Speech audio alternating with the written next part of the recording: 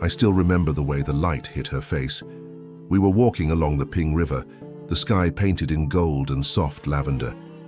She turned to me, smiling with that little squint in her eyes, and said, "You look happy when you walk slow." I chuckled and told her, "That's because you make it worth slowing down for." She blushed, or at least I thought she did. Maybe the sunset fooled me. But I felt it, that little flutter I hadn't felt in years.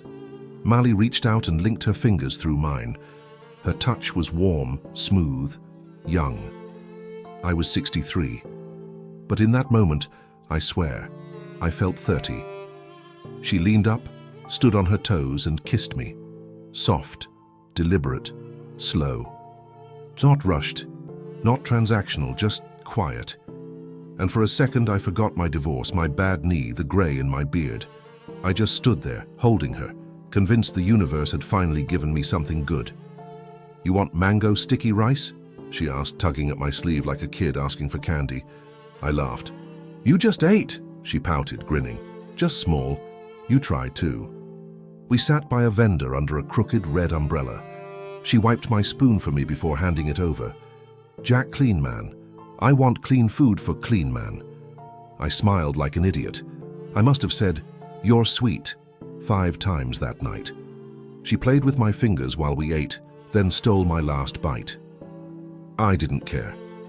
As we walked back toward the scooter, she asked quietly, "You live here, Chiang Mai?" "I love it," I said. "Peaceful, friendly people. And you." She squeezed my hand tighter. "I never meet Farang like you before." "Other Farang, they just want short time, you kind." I looked at her, the way her black hair fell over her shoulders, the way she kept glancing up at me like I was the prize. "You're different too, Mali." She didn't say anything for a second. Then she looked away and said, "My phone no work now. Maybe tomorrow I get new one. Old one broken screen." I paused, watching her. "You want me to help you get one?" She hesitated, then nodded slowly. "If okay, not big one, just simple." The next day I took her to the mall and bought her a new phone. Mid-range, nothing fancy. She hugged me in the store like I just saved her from drowning. "I pay back," she whispered. "One day." I told her she didn't have to. "It's just a phone," I said. "Besides, I want you to call me whenever you want." She started doing that and messaging good morning, voice notes saying, "Miss you," in broken English. It felt good. I'd wake up, hear her sleepy voice and feel wanted, needed. After years of silence and cold stares back home, that kind of affection felt like rain in a desert. One night, we were watching some Thai comedy show on her couch. I couldn't understand half of it, but she laughed so hard she spilled water on herself. She squealed and jumped up, patting her shirt with a towel. "Oh no, look, I wet." I laughed. "You're a mess." "You help me dry?" she teased. I raised an eyebrow. "You serious?" She gave me that playful smile again. "You? Shy? You not American?" I blushed like a teenager. "I'm old, not dead." She leaned in, kissed my cheek and whispered, "Good. I like a live man." I stayed over that night. Nothing crazy, just cuddled. She curled into me like she belonged there. I held her, listening to the fan whirl above us, thinking, this is what peace feels like. A week later, she brought up her rent. "My landlord, say need early this month, you think maybe you help?" "I pay next time." I didn't even blink. Transferred it while she was cooking noodles. When I told her it was done, she came over, kissed my forehead, and said, "You make me feel safe." I wanted her to feel that. I wanted to be that guy. Not the jealous ex-husband, not the bitter retiree, just dependable, useful, loved. Mali didn't ask for much, or at least it didn't feel like much then. A ride here, a bill there. She never demanded, always soft, always smiling. I convinced myself that made it different. It wasn't like I was paying for her. We were sharing one evening. I asked her, "Do you tell your friends about me?" She nodded. "I say I have foreign boyfriend. He strong, he smart. He not drink like other man." I grinned. "You really say that?" She placed her hand on my Chest. Yes, and I say, he treat me like queen. I told her she deserved that, and I meant it. I truly did. When she wasn't around, I'd scroll through our photos. Us at the waterfall, us on the scooter. Her feeding me street food with a plastic fork. I even changed my Facebook profile picture, something I hadn't done in 5 years, to a shot of us in front of a temple. My sister commented, "She's beautiful, I hope she treats you right." I replied, "Better than anyone ever has." Now I look back and wonder, was she already planning it then? Or did it shift later when she saw how easy I said yes? But at the time, all I felt was lightness. Every day felt brighter with her in it. I didn't feel old anymore. I felt seen, touched, important. I guess that's why I missed the signs. Or maybe I just didn't want to see them. I was sitting outside Wat Phra Singh, nursing a cheap cup of coffee from a plastic bag, the kind with a little red straw. It was hot that day, too hot for November, and I'd just finished walking the temple grounds alone. I wasn't looking for anything. I wasn't expecting anyone. But she walked past, small, graceful, in jeans and a white blouse that looked handmade. She smiled and I nodded, just polite, then she stopped. "You from America?" I looked up. "Yeah," I said. "How'd you guess?" She giggled. "Your face," I laughed. "That obvious, huh?" She shrugged. "American man. Have kind face." I wasn't sure what to say. She pointed to the bench beside me. "I can sit?" I nodded. "Sure." That first talk was awkward. Her English was patchy, and I knew about 3 words of Thai. But she kept smiling, kept asking things like, "For you married? And why you come Thailand?" I told her the truth. Divorced, retired, looking for peace. She listened like she really cared. "You sad?" she asked. I paused, looked out at the temple. "Not today," I said. The next day she showed up again. Same place. "You come same time," she said. "I walk past every day." I grinned. "You sure it's not for the coffee?" She laughed. "Maybe for you." We talked more that day. She touched my arm when she laughed.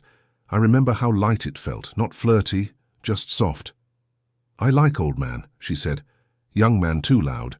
I raised an eyebrow. "Old," she smiled. "Older. You calm, gentle, no drama." I was flattered, and a little embarrassed, but mostly flattered. We started meeting often. She'd bring me sticky rice sometimes, or mango she sliced at home. Said I shouldn't eat machine food. We sat near the temple or by the river.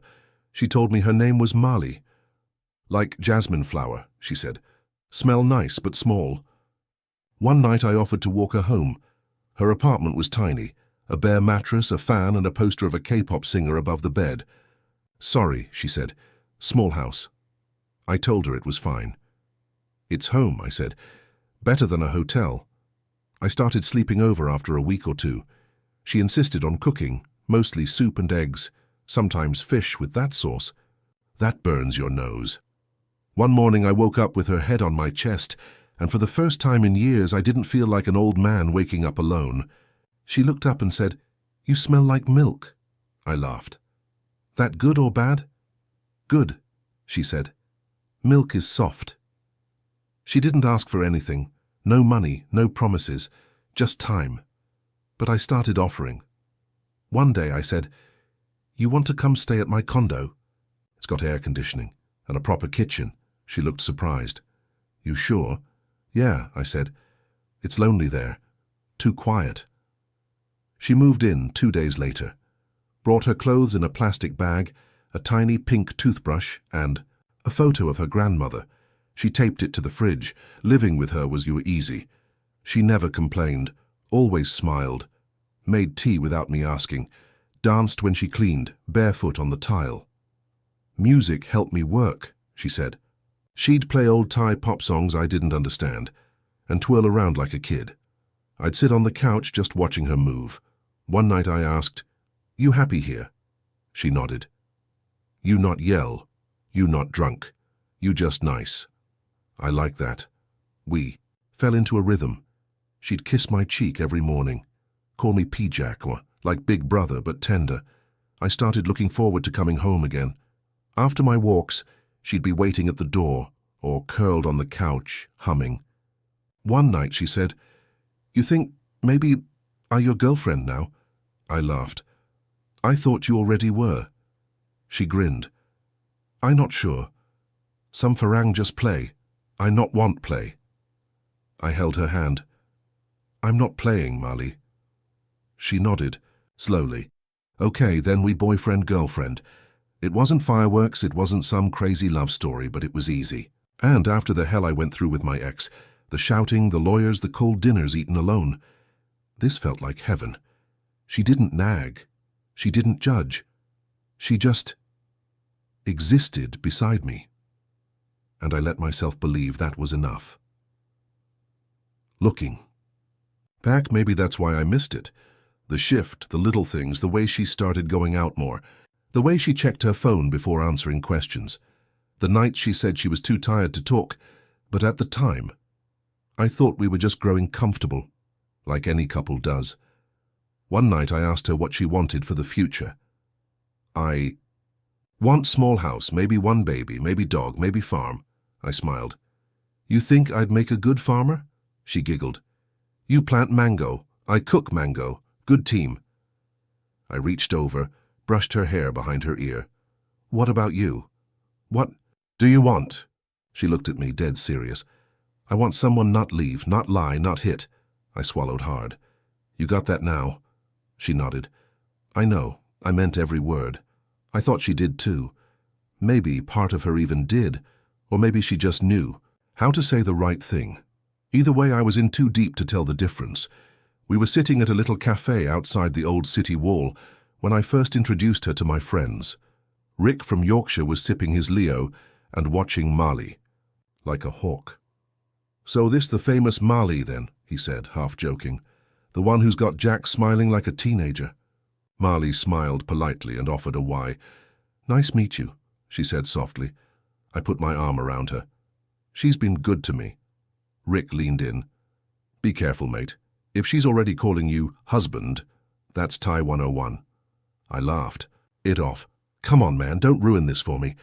But something in his tone stuck with me longer than I expected. That night, Mali curled into my side and said, Your friend not like me? I ran my fingers through her hair. He's just protective, it's nothing. She looked up at me, a little pout on her lips. I not want him think I bad. I kissed her forehead. You're not.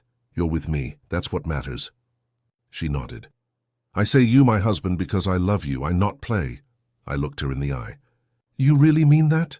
She put her hand on my chest. You feel that? My heart beat for you. I smiled, feeling foolish and proud at the same time. Then I guess I'm your husband. After that, everything changed. She started rearranging my closet, folding my shirts the Thai way, putting my vitamins in tiny bowls. She made lists for shopping, labeled them in Thai and English. This help you learn, she said. Now we same team. I started hearing our instead of your. Our kitchen messy, she'd say. Our money low this week. I barely noticed the shift at first, it just sounded nice. A week later, she came out of the bedroom holding her phone. My sister call, her school want money, she very smart, I want help her. I looked up from my laptop. How much? She showed me the screen. Just small. 8,000 baht. I pay you back, okay? I nodded. Don't worry about paying me back. She kissed my cheek. You good man.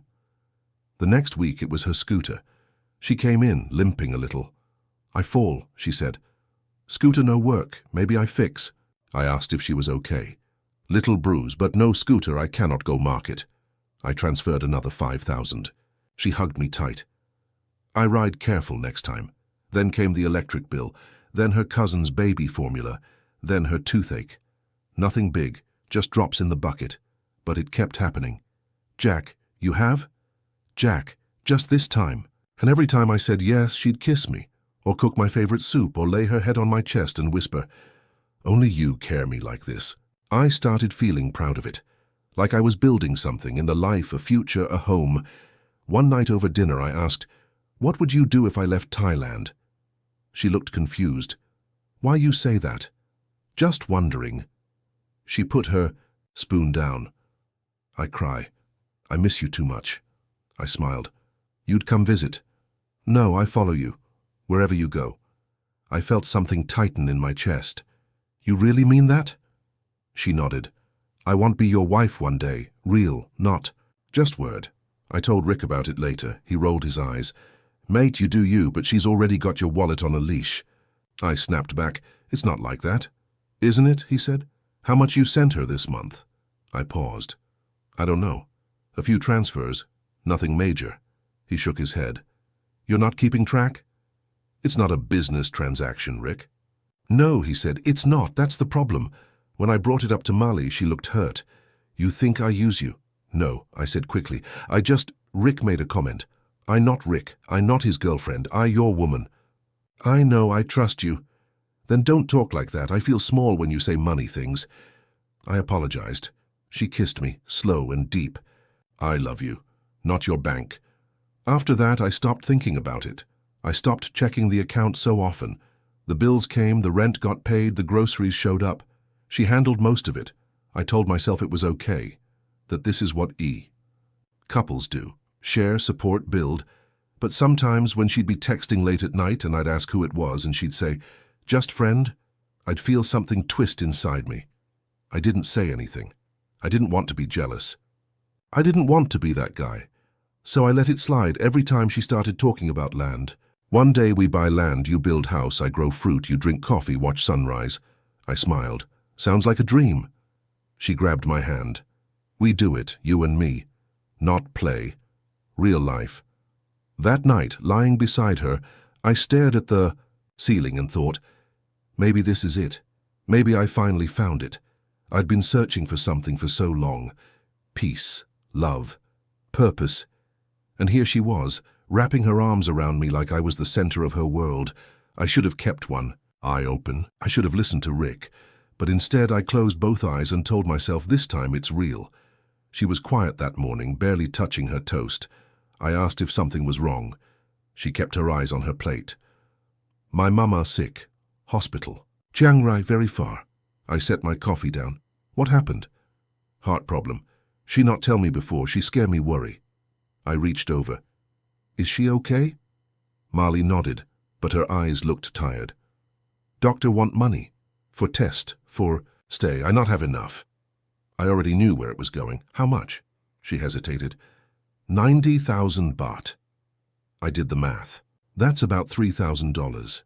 She looked away. I can find half. I try, but I took a breath. I'll send it.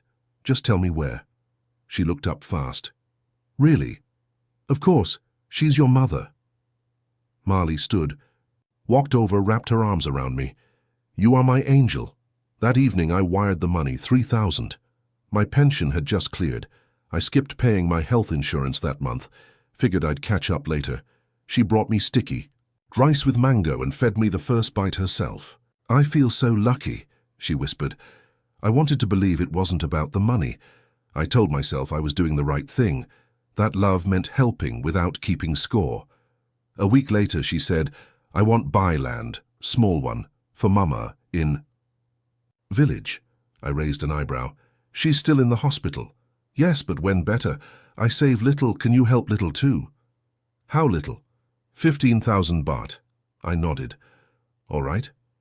Another $500. Just a small piece. She smiled. When we go village, you see. Very peaceful. You like? I smiled back. I'd like that. 2 days after that, she showed me a gold necklace online. For Buddha, she said. Mama say gold bring health, good luck. She want give before surgery. I blinked. You want me to buy it? Only if okay. If not, I understand. I stared at the screen. It was 15,000 again. You think it'll help her? Yes, Thai people believe. I nodded slowly. Okay, but no more gifts after this. Promise, she said, hugging me from behind. Last one. I started noticing little things. She was on her phone more, speaking faster, switching to Thai when I came into the room. She said it was her cousin, then her cousin's boyfriend, then a girl from work. You don't trust me, she said. One night. It's not that, I replied. You just seem distant lately. Because I worry I miss my mama. I scared she'd die. I felt small, selfish. I'm sorry. One evening, she didn't come home. I waited through dinner. 9 o'clock passed, 10. I messaged her. You okay? No reply. At midnight, I called. No answer. I sat on the balcony staring into the dark. Just after 2 in the morning, the door opened. She stepped in, barefoot, no makeup, holding a small lotus flower. Where were you? I asked. Temple. Until 2. I pray for Mama. I stay long time, I cry, I sleep there little. You didn't answer your phone. I silent phone. Not want disturb spirit. I stared at her. She looked tired, honest even. You believe me? She asked. I nodded slowly.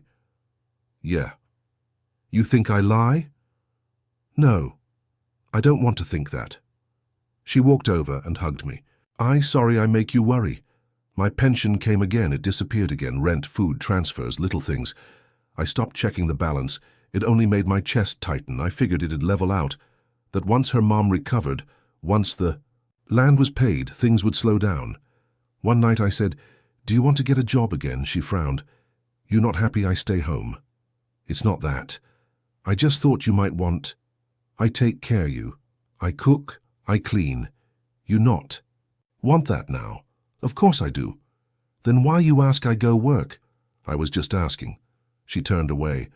You think I lazy? No. Then don't ask me again.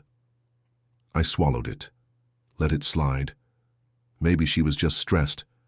Maybe I shouldn't have said anything. Rick cornered me at the bar. How much have you given her now? I sipped my beer. I'm not counting.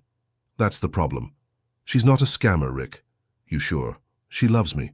She loves your account. Shut up, man. I'm trying to help. I didn't ask you to. Fine, he said, raising his hands. But when she ghosts you, don't say I didn't warn you. I didn't sleep much that night. I lay next to her, watching her breathe, wondering why her stories didn't always match, wondering if her mother was really still in the hospital, wondering where the money went. But every time she touched me, every time she kissed my forehead and called me her good man, that voice inside me got quieter. I didn't want to doubt her. I didn't want to be alone again. So I kept believing. Because believing felt better than knowing the truth. She left her phone on the kitchen table while she was in the shower. I wasn't snooping. I just glanced at it when the screen lit up. The name was in Thai script. I couldn't read it. But there was a heart emoji next to it. Then another message came through, just 2 words. I didn't understand them, but the second was followed by a red heart and a kiss emoji. My stomach dropped. I stared at the screen, frozen. She never used emojis like that with her sister.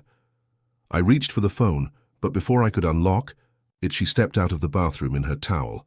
Her eyes locked on mine, then the phone. She snatched it up fast. Why you look? She asked, not angry, but sharp.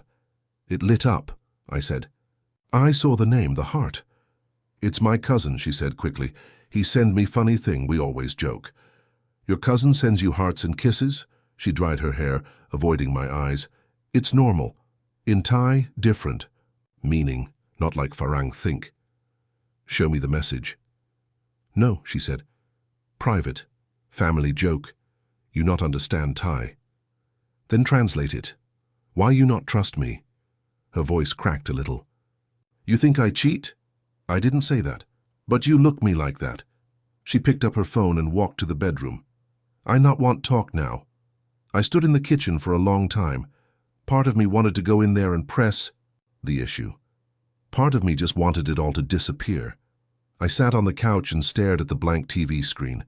My gut felt like a fist was slowly tightening. The message had a kiss, a heart. That wasn't normal. But maybe it was. Maybe I was reading it wrong. Maybe the cultural stuff really was different. I wanted to believe that. I needed to believe that. I didn't sleep that night. She lay next to me, scrolling silently, on her phone, then turned over and fell asleep. I stared at the ceiling in the dark, my mind racing. Who was the guy? Was there even a cousin? Had there been others? My chest felt heavy. I kept trying to remember things she'd said, times she'd been late, moments she turned her screen away. I kept building the case in my head, then tearing it down just as fast. I'd see her smile in my mind, the way she touched my arm, the way she said, "You my only." That had to mean something, didn't it? In the morning she was in the kitchen like nothing happened, making soup, humming.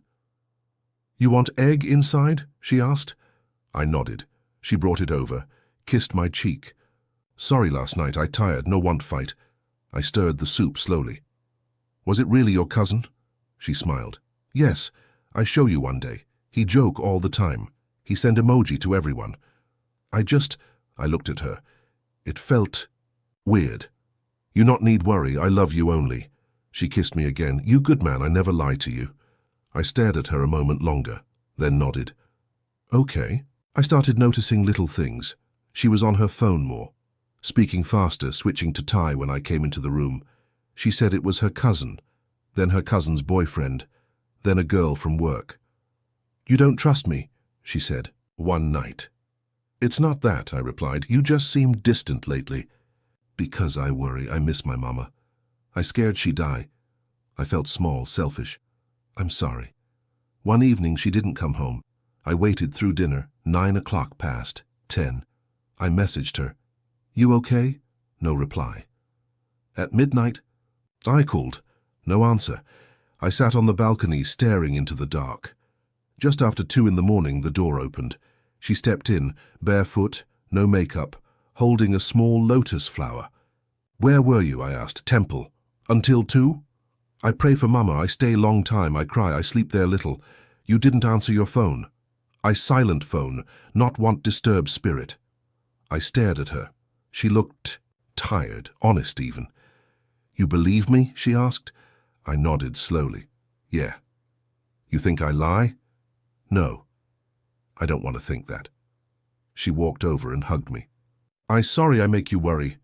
My pension came again, it disappeared again, rent, food, transfers, little things. I stopped checking the balance, it only made my chest tighten. I figured it'd level out. That once her mom recovered, once the land was paid, things would slow down. One night I said, 'Do you want to get a job again?' She frowned. 'You not happy I stay home?' 'It's not that. I just thought you might want.' 'I take care you. I cook. I clean. You not. Want that now?' 'Of course I do.' 'Then why you ask I go work?' 'I was just asking.' She turned away. 'You think I lazy?' 'No.' 'Then don't ask me again.' I swallowed it. Let it slide. Maybe she was just stressed. Maybe I shouldn't have said anything. Rick cornered me at the bar. "How much have you given her now?" I sipped my beer. "I'm not counting. That's the problem. She's not a scammer, Rick. You sure?" "She loves me." "She loves your account." "Shut up, man. I'm trying to help." "I didn't ask you to." "Fine," he said, raising his hands. "But when she ghosts you, don't say I didn't warn you." I didn't sleep much that night. I lay next to her, watching her breathe, wondering why her stories didn't always match, wondering if her mother was really still in the hospital, wondering where the money went. But every time she touched me, every time she kissed my forehead and called me her good man, that voice inside me got quieter. I didn't want to doubt her. I didn't want to be alone again. So I kept believing. Because believing felt better than knowing the truth. She left her phone on the kitchen table while she was in the shower. I wasn't snooping. I just glanced at it when the screen lit up. The name was in Thai script. I couldn't read it. But there was a heart emoji next to it. Then another message came through, just 2 words. I didn't understand them, but the second was followed by a red heart and a kiss emoji. My stomach dropped. I stared at the screen, frozen. She never used emojis like that with her sister. I reached for the phone, but before I could unlock it, she stepped out of the bathroom in her towel. Her eyes locked on mine, then the phone. She snatched it up fast. "Why you look?" she asked, not angry but sharp. "It lit up," I said. "I saw the name, the heart." "It's my cousin," she said quickly. "He send me funny thing, we always joke."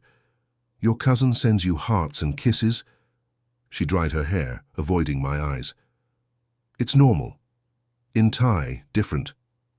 A meaning. Not like Farang think." "Show me the message." "No," she said. "Private. Family joke. You not understand Thai." Then translate it. Why you not trust me? Her voice cracked a little. You think I cheat? I didn't say that. But you look me like that. She picked up her phone and walked to the bedroom. I not want talk now. I stood in the kitchen for a long time. Part of me wanted to go in there and press the issue. Part of me just wanted it all to disappear. I sat on the couch and stared at the blank TV screen. My gut felt like a fist was slowly tightening. The message had a kiss. A heart. That wasn't normal. But maybe it was. Maybe I was reading it wrong. Maybe the cultural stuff really was different. I wanted to believe that. I needed to believe that. I didn't sleep that night. She lay next to me, scrolling silently, on her phone, then turned over and fell asleep. I stared at the ceiling in the dark, my mind racing. Who was the guy? Was there even a cousin? Had there been others? My chest felt heavy. I kept trying to remember things she'd said. Times she'd been late. Moments she turned her screen away. I kept building the case in my head, then tearing it down just as fast. I'd see her smile in my mind, the way she touched my arm, the way she said, "You my only." That had to mean something, didn't it? In the morning she was in the kitchen like nothing happened, making soup, humming. You want egg inside? She asked. I nodded. She brought it over, kissed my cheek. Sorry last night, I tired. No want fight. I stirred the soup slowly. Was it really your cousin? She smiled. Yes. I show you one day. He joke all the time. He send emoji to everyone. I looked at her. It felt weird. You not need worry, I love you only. She kissed me again. You good man, I never lie to you. I stared at her a moment longer, then nodded. Okay. After breakfast, I said, Your phone's cracked again. She held it up. Little bit, but still work. I pulled out my wallet. Let's go get you a new one. Her eyes lit up. Really? Yeah, I said. Something better. You deserve that. She jumped up and hugged me. He you best man ever. I told myself I was doing it to reset things, to move forward, but deep down I knew what it really was. I was buying peace. I was trying to bury that feeling in my gut with another gift. Later that night, as she lay curled, up next to me laughing at something on her new phone, I glanced at the screen. No hearts, no Thai script, just a cooking video. She looked over and smiled. See? No more cousin. I smiled back, but I didn't feel better. I felt like a man, standing at the edge of a cliff, knowing the ground had already started to crack beneath his feet. I should have walked away that night, but I didn't. I stayed, because love makes you stupid, and fear keeps you quiet. I woke up to silence, no clatter in the kitchen, no humming, no clinking of dishes, just stillness. I reached across the bed, but the sheet was cold. I sat up, rubbed my eyes. Mali. No answer. I stepped into the living room. Her shoes were gone, her jacket, her purse. I checked the bathroom. Empty. No toothbrush, no pink hairbrush on the sink. I opened the closet. Her side bare, no dresses, no heels, just hangers swinging like someone left in a hurry. My throat tightened. Marley, I called again, louder this time. Still nothing. I picked up my phone. No texts, no missed calls. I called her, straight to voicemail.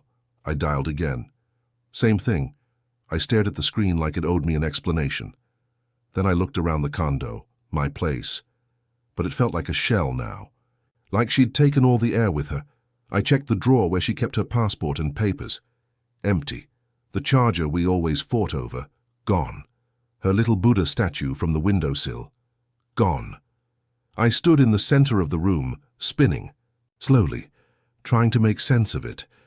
Maybe she had an emergency. Maybe her mother. No, she would have told me. She always told me. Unless... No, I didn't want to go there. Not yet. I sat down, opened my banking app. I needed to see something, real, something to ground me. My hands trembled as I tapped through the statements. $5,700. Gone, withdrawn in chunks over the past week. $400 here, $900 there. All to her account. I stared at the screen, not blinking. She had my PIN. I gave it to her last month. For emergencies, she said, just in case something happened. My chest felt tight, like someone was slowly pressing a fist into my sternum. I walked downstairs, barefoot, didn't even bother with a shirt. The landlord was smoking outside. I asked him, "Have you seen Marley today?" He blinked. "She move." "Out yesterday." "What?" "She say go back to family, give back key, already clean room." "She didn't say anything to me." He shrugged. "She live with you, not with me." I stood there, swaying slightly. "Did she say where she was going?" "No, just say goodbye." I walked to the massage shop, the one where she used to work. A girl I didn't recognize looked up from the front desk. "Marley here?" I asked. She laughed. "Marley not here long time." "What do you mean?" "She quit maybe 2 months. She have new life. Maybe Bangkok. I not know." "You're sure?" "Yes, she not work here anymore." I nodded slowly and backed out. The sunlight felt harsh, the air heavy. My feet dragged across the sidewalk like I was walking through wet sand. I tried calling her sister, the one I sent money to twice for school fees. Number not in service. I tried again. Nothing. I scrolled through our old messages, looked for clues, photos, places, anything. But the chats just stopped making sense. The loving words felt hollow. Now, rehearsed, performed, like a script. Back at the condo, I sat on the edge of the bed. The room looked bigger now, emptier. I saw her ghost in every corner, her laughter echoing faintly in the silence. I opened her drawer one last time, hoping maybe she left a note, a goodbye, something. But there was nothing, just dust. I called. "Rick." "She's gone," I said. He didn't speak for a second, then, "What do you mean gone?" "Gone. Clothes, phone, money, all of it." Jesus. I checked my account, almost 6 grand, disappeared over the last week. "Jack." Don't," I cut him off. "I don't want to hear it. You want me to come over?" "No, I just needed to tell someone, that's all." I hung up before he could answer. I sat there for hours. Just sat. No TV, no phone, nothing. Just the hum of the air conditioner and the echo of my own breathing. I couldn't cry, not yet. I couldn't scream. I just kept going over everything. Every lie, every touch. Every time she said, "I love you only." I thought of the soup she made, the little kisses on my cheek. The way she held my hand at the market. Were those real or just rehearsed? I kept thinking about that morning I bought her the iPhone. The way she kissed me, called me her husband, said she'd never leave. I believed her. God help me, I believed her. I wanted it to be real so badly, I ignored every crack in the wall. And now the whole thing had collapsed. Quietly, without warning, just gone. I looked around the room again, slower this time, and I finally saw it for what it was, a stage. And the play was over. I didn't eat for 2 days, I barely drank water. I just laid there on the couch staring at the ceiling fan turning in slow, lazy circles like it had all the time in the world. I couldn't even bring myself to turn on. The lights. I kept telling myself I needed to get up, take a walk, do something. But I didn't. I couldn't. The condo felt like a tomb. Her scent was still on the pillow, her toothbrush was gone, but the empty space where it had sat hit me harder than anything. Rick called twice. I let it ring both times. I knew what he'd say. I could hear his voice in my head. "I told you, mate." I didn't want to hear it. I didn't want advice. I didn't want sympathy. I just wanted the noise in my head to stop. I sat in the shower that evening, fully clothed. Water running hot enough to sting, but I didn't move. I sat there with my knees up to my chest, letting the heat burn against my skin like maybe it could wash away the shame. I looked at my bank account again. Not that it mattered anymore. 142.38 pounds, that's what I had left. Pension wouldn't come for another 3 weeks. Rent was due in 2. I laughed, but it came out more like a cough. "Stupid old man," I said out loud. "Real smart, Jack." I stared at the wall until the water ran cold. Then I just kept sitting. Later that night, I opened my phone and scrolled through photos. There she was, smiling beside me at the temple, kissing my cheek at the river market. holding up that gold necklace she said was for Buddha. I stared at one picture, the one where she was resting her head on my shoulder. Her eyes looked soft, real. I zoomed in until the pixels broke apart. I whispered, "Was any of it real?" I didn't expect an answer, but God, I wanted one. Tapped on her contact just to see her name, Marley with a red heart next to it.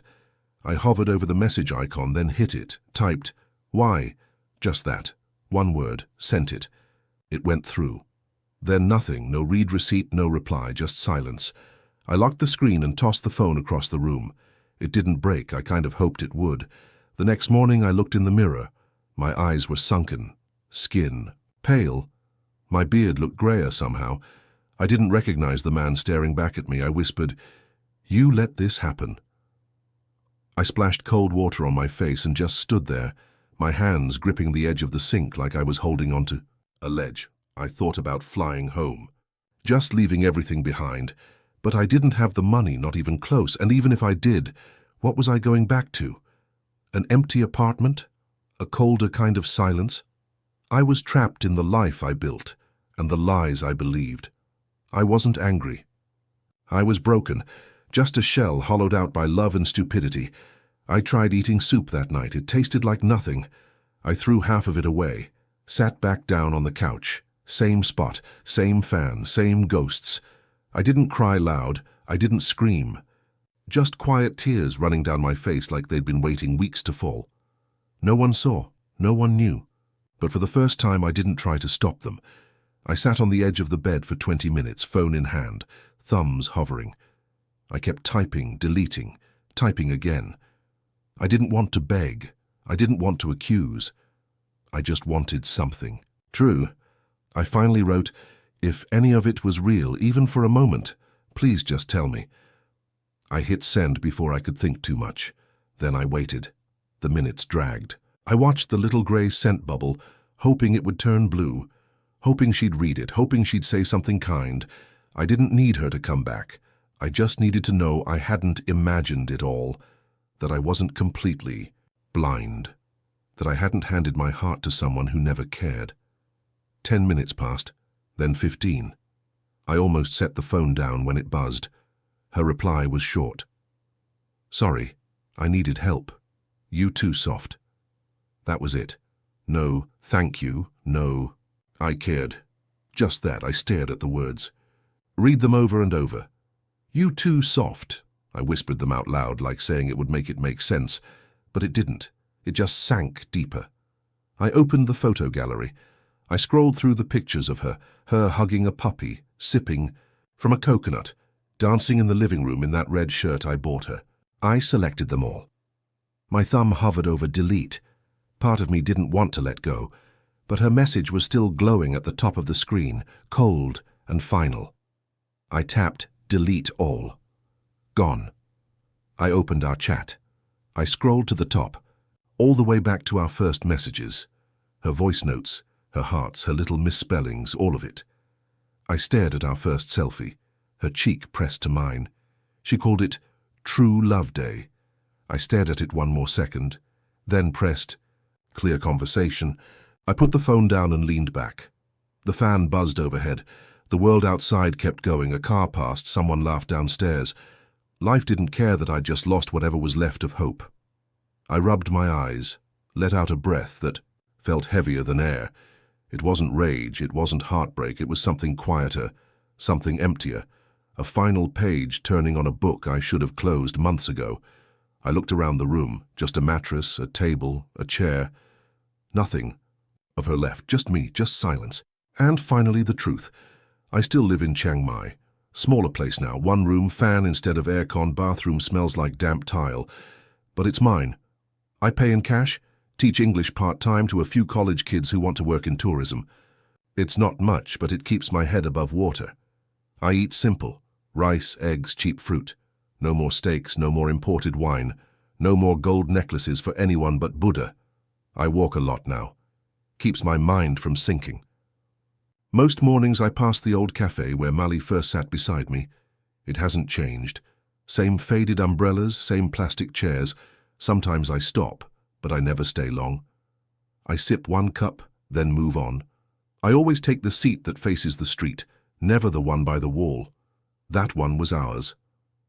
I don't sit there anymore. Sometimes I see other Western men, new to town, bright-eyed, half in love with someone they met last week. A few ask me questions. I give short answers. They pick up on something in my voice. One guy said, "You been here a while, huh?" I nodded. "Long enough." "You married?" he asked. I shook my head. "Almost." I don't warn them, not directly. I just say, "Take your time." If they ask more, I look them in the eye and say, "We're not fools, just lonely. And loneliness is expensive." That usually quiets them. One man actually laughed. Said, "Ain't that the truth?" Like it was some kind of joke. But he didn't smile after that. I saw Mali once, from a distance. She was getting on the back of a motorbike, behind a guy in a leather jacket. She didn't see me. I didn't. Call out. I just stood there until they drove off. She looked happy. Or maybe just good at pretending. I didn't feel rage. I didn't feel sadness, just stillness. Like seeing a movie you used to love and realizing you know every line, but none of it makes you feel the same anymore. Sometimes I think about reaching out to her again, just to ask if she's okay. But I never do. I don't need more answers. I have enough. She needed help. I gave it. She saw softness and took what she could. And me, I let her. I opened every door, handed over every key. That's on me. I don't hate her. I just finally saw her. When I lie in bed now, I don't replay what she did. I replay what I ignored, the signs, the gut feelings, the moments I should have paused. But I don't beat myself up. I understand it now. I wanted something real, and wanting it blinded me. People ask if I'll go back to the States. Maybe someday, but for now I walk the river at sunset, teach kids how to pronounce th without biting their tongue, and drink my coffee facing the street. No more love stories. Just mornings, just peace, and that's enough. For now, that's enough.